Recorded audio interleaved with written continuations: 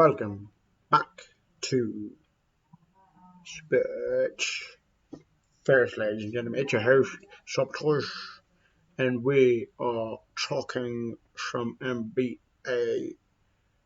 semis now, as in Eastern and Western semi, since all the games they are done. We have nothing today, as well. I'm recording on Monday.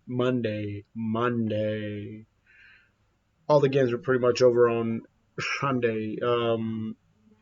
Prediction wise, I wasn't too bad. I mean, I was technically like, as in advancing wise, I was what was I was I think it was 2 over 2. So that's we broke even 100. We'll take it. Well, actually, it's pretty much what is that 500? Yeah, 500. Yeah, we're at 500. So I'll take that. Um, the the Warriors pretty much came back from that terrible loss and ended up finishing the Grish, and the Celtics. Man, I feel like the Celtics could have finished their series off much easier. Remember, was that game 2 or 3 ish where somebody hit a shot, but the buzzer had already went off, and they did a little quick check and everything, and that was pretty much the end of that. 76ers just didn't have enough. I kept choosing him to win, but the Miami Heat showed me, I guess. I don't know, for some reason I was expecting them to I don't know, like pretty much collapse, but that's pretty much what the 76ers did. But then again, that orbital issue with Joel Embiid just never really worked out. Never worked out as in he never fully recovered, and just the way they were defending him after that was just crazy. They were on him like blue on sticks. If that make any sense. Um, but yeah, and James Harden just couldn't do. I mean, see, when Joel was injured, maybe James did need to do a little bit more, but at the same time, like I've said already, James, even when he went to the Nets, he wasn't expecting him. What he said, he wasn't planning on being like the top guy, I guess. Um, so he pretty much, I guess, Joel obviously is supposed to be the other. In a way, you could say he was. Well, he was pretty much just trying to play the point, and that's what he's been doing. I guess he didn't really do terrible or nothing. Um, But Jimmy showed up at the last game. Well, he's been showing. He's been there the whole freaking series. Even with Kyle Lowry. But then again, Gabe Vincent. I feel like he's. I mean, he's younger, obviously. Just all around. I mean, I'm not gonna say he's better than Kyle Lowry, but I feel like in the 76er series, when the other thing Kyle Lowry was injured, and he was pretty much coming like if in the regular season he probably wouldn't have came back as soon as, but I think the series was 2-2 when he decided to come back, and then he re-aggravated his hammy, which I don't know what's gonna happen now with him. I don't know if he's gonna be even come back next series, or he's gonna wait until maybe they make it to the finals, if they can actually hang in there with the Boston Celtics, which I believe they can. Um, I mean, these two series should be good, but then again, sometimes the series happens. Actually, I don't think the Celtics actually beat the Miami Heat during the regular season at all.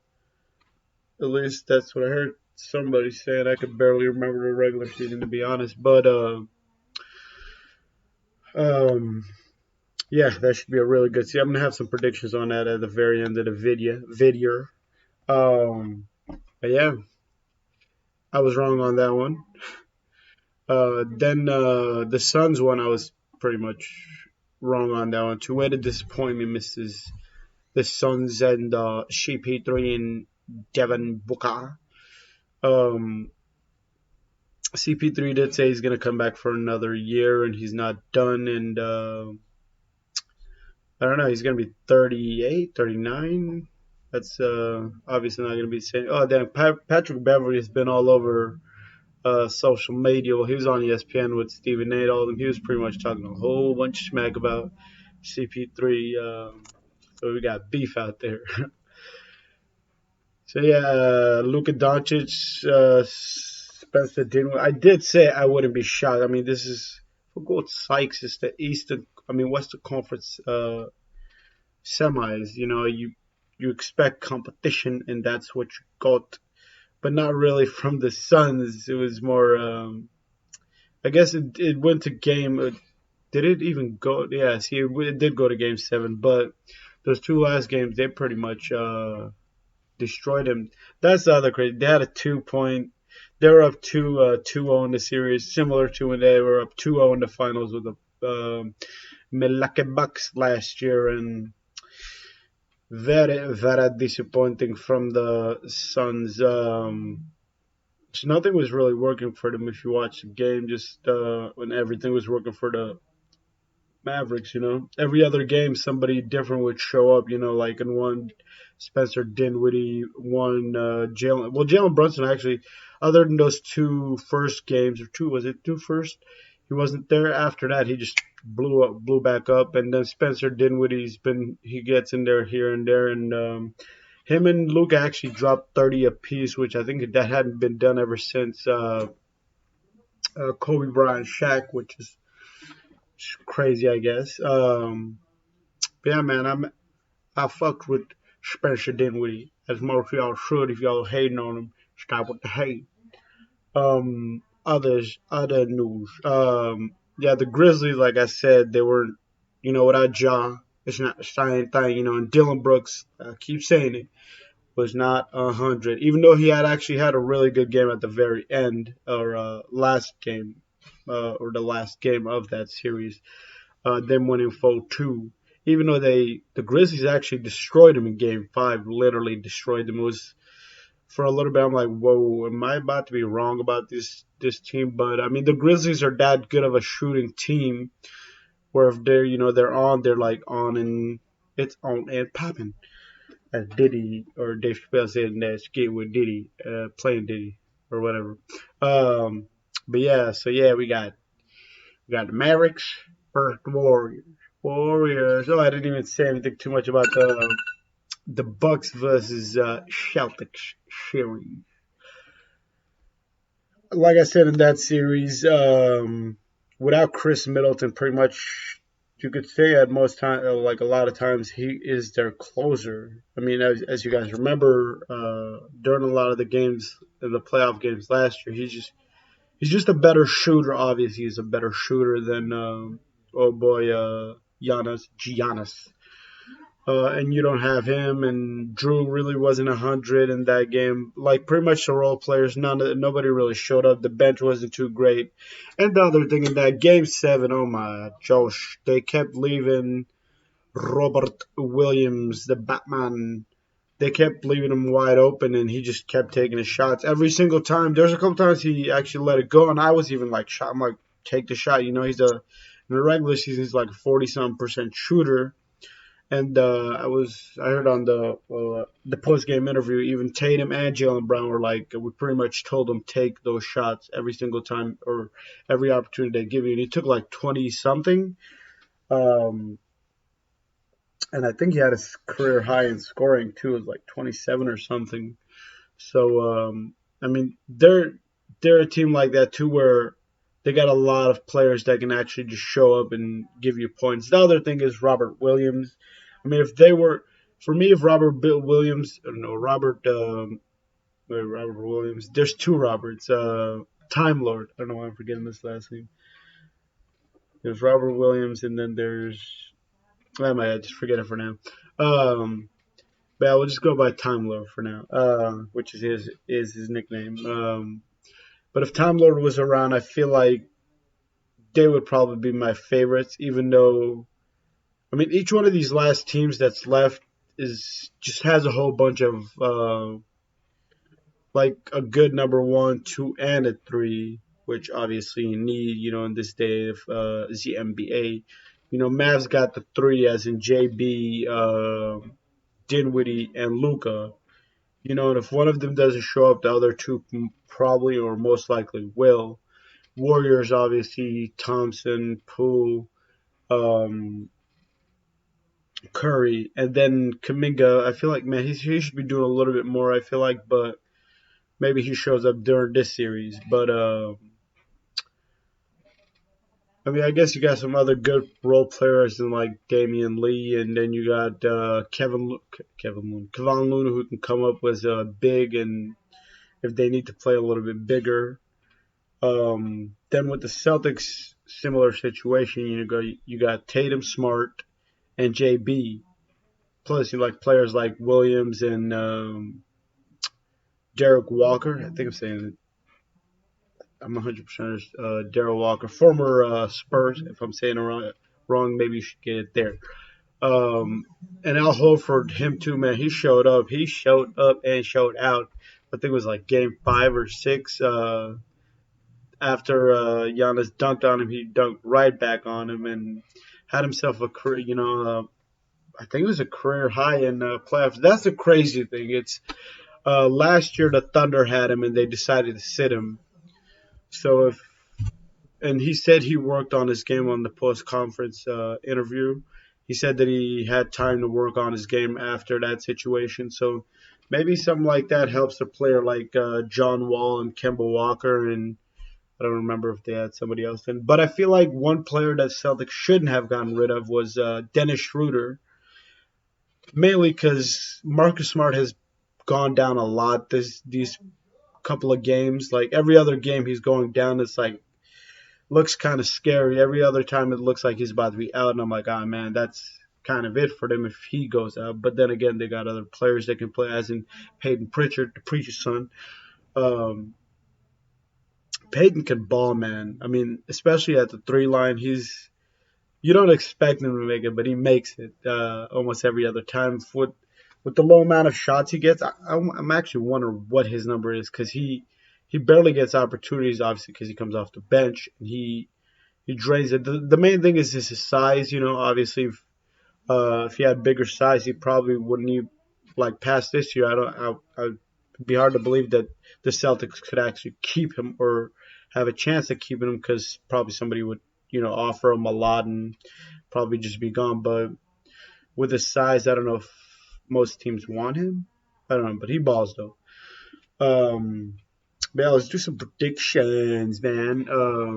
But yeah, Suns very, very disappointing from the man. Another 2-0 situation. Devin Booker, man, come on, man. But yeah, that game was just all around disappointment. They really couldn't do anything. I think it was like after halftime, they had like 27, and Luca I think had more than the whole freaking team at halftime. That's freaking insanity. I mean, like, how the heck do you even do that? But Luca, man, Luca was on fire. He was on fire pretty much the majority of the series. If you have, like I said, if you have Dinwiddie and JB, you got to worry about two. It's really hard to defend that team. So yeah, let's get right into these predictions. I'm gonna go ahead and we pretty much got a game almost every. Well, we got tomorrow, Tuesday, Wednesday, Thursday, Friday, Saturday, Sunday. Every day we got a game. I would actually prefer to have all the games like at 7:30 ish or maybe 6:30 ish. I don't know. I'm not too fan of. Well, the thing is, I'm playing basketball with the boys. But then again, if they start at 8, I can go ahead and go at 10 and go shoot some hoops. Watching the playoffs make you want to do that. But yeah, we got Celtics Heat tomorrow. See, these, like, I haven't. It's been so long since the regular season. It feels like it's been forever since the regular season. So, like, you don't have nothing to work off unless you go back and watch the highlights. But those almost don't matter, because Clay's playing at a whole different level. And the Celtics are actually, even as the season has gone on, they've been better, and better. I think I brought this up last time, but the Celtics, it's crazy. They were at 13th, ladies and gentlemen, 13 at one point in the season, and I did say they would climb up, but I didn't expect that prediction to go that well, because they pretty much got to, I think, second place. See, is it second place? Yeah, they got all the way to freaking second. So they were actually at one point they were at first, but that they had a couple games they lost, and that pretty much changed that whole situation. But let's give what was that on? Oh yeah, the predictions, ladies and gentlemen. So I can go ahead and end this video for y'all with these predictions. Let's see what it's looking like. So we got home field advantage, home court. We're talking football over here. Football. Home court, Boston Celtics. I'm gonna actually go ahead and go with the home, even though man, these series are like, without going off and this is just off the dome. I'm gonna go with the team that I feel has a little bit more edge, as in just a little bit more.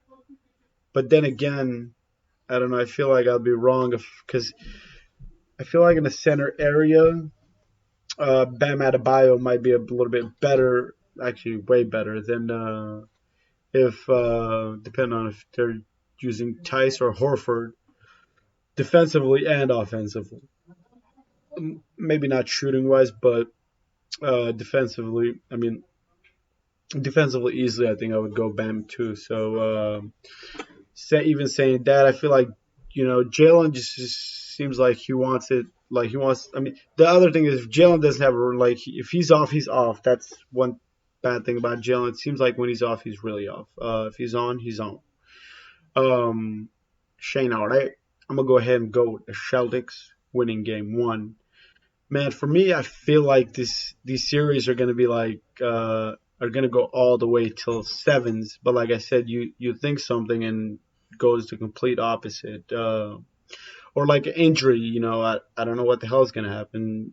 Say game one happens, I've already made these predictions and I'm pretty much obviously I stick with them. So I'm gonna go ahead and go all the way till Sunday, Sunday, Sunday. That way I can shoot one on. What do I need to have one ready? Monday, Monday, Monday. So yeah, I got Celtics game one. Mavericks Warriors. Western Conference, man. Um, this one is a doozy because, man, I think I'm gonna go with the. See, it's much harder. I feel it is much harder. But with the Mavericks riding the wave, man, I'm gonna go ahead and go with the Mavericks for game one. I'm pretty much gonna go 1-2, 1-2, 1-2, as in back to backs and back to backs, as in one team winning, one team losing until Sunday or Monday, so I have a better picture. But I feel like that's how it's gonna go. Like a team's gonna win one, the other's gonna lose. That's pretty much my bold prediction. So I said Celtics are gonna win. I'm gonna say Heat are gonna win the next one. Warriors win game two. Heat win. Celtics win game three. Warriors, no, Mavericks win game three. So it's pretty much like it's not the best predictions, but I don't know. I feel like these games are gonna go to game sevens, and I feel like the team that loses is gonna come back, bounce back every other time. If it doesn't go that way, then hey, on Monday I'm obviously gonna choose different. I'm not trying to do that sticking to a team and they end up just losing. I'm trying to at least be a little bit or just at least at 500. 500 would be nice. But yeah, let's see how these predictions go, ladies and gentlemen. These series should be good, but like I said, anything stand by, mate. We don't want to. I mean, the Warriors did have some had one really terrible loss against Grizzlies. I don't remember if the Warriors had. I mean, the Mavericks had a terrible loss. I think the Celtics had one terrible loss, but let's go back and look at that. Look at that. I don't see anything terrible other than that one I just brought up. Yeah, see, I don't see anything terrible, terrible. Yeah, see, the Celtics looks like they were pretty competitive the whole way. other than the one game one, but still, other than that's not bad, At least I don't think that's bad. But I mean, that's why in this series you feel like anybody can win it, anybody can win, the freaking Gabagoo, the championship, ladies and gentlemen. But yeah, it's gonna be it for today. I feel like I spent too much time on all this, anyways. But Sabotage out.